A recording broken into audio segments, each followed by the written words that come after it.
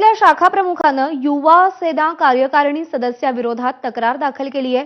युवा सेना कार्यकारिणी सदस्य सिद्धेश शिंदेविरोधात ही तक्रार दाखल करण्यात आली आहे। वरळीच्या कार्यालयात सिद्धेश शिंदेंनी धक्काबुक्की केल्याचा आरोप आहे। वरळीमध्ये काल आदित्य ठाकरे आणि एकनाथ शिंदे आमने सामने आलेले होते। त्यावेळी झालेल्या घोषणाबाजी आणि गोंधळावेळी धक्काबुक्की केल्याचा आरोप करण्यात आलाय। संबंधित महिला शाखा प्रमुख महिलेवरती केईएम मध्ये उपचार सुरू आहेत।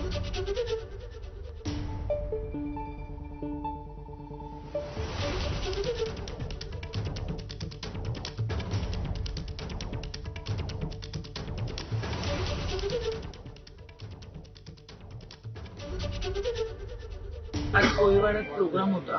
आम्ही सगळे पदाधिकारी तिथे गेलेलो, शिंदे साहेब येणार होते आणि येताना खूप छान झाला प्रोग्राम। म्हणजे साहेबांसोबत आम्ही वरती गेलो।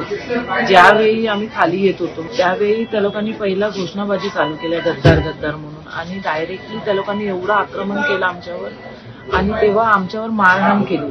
म्हणजे माझ्या पाठीवर पहिलं कुणीतरी मारलं, मी टर्न झाली कारण की मी साहेबांच्या सोबतच होती बाजूला, आणि मी जेव्हा टर्न झाली ना तेव्हा सिद्धेश शिंदेने ना जोरात मला पंच मारला।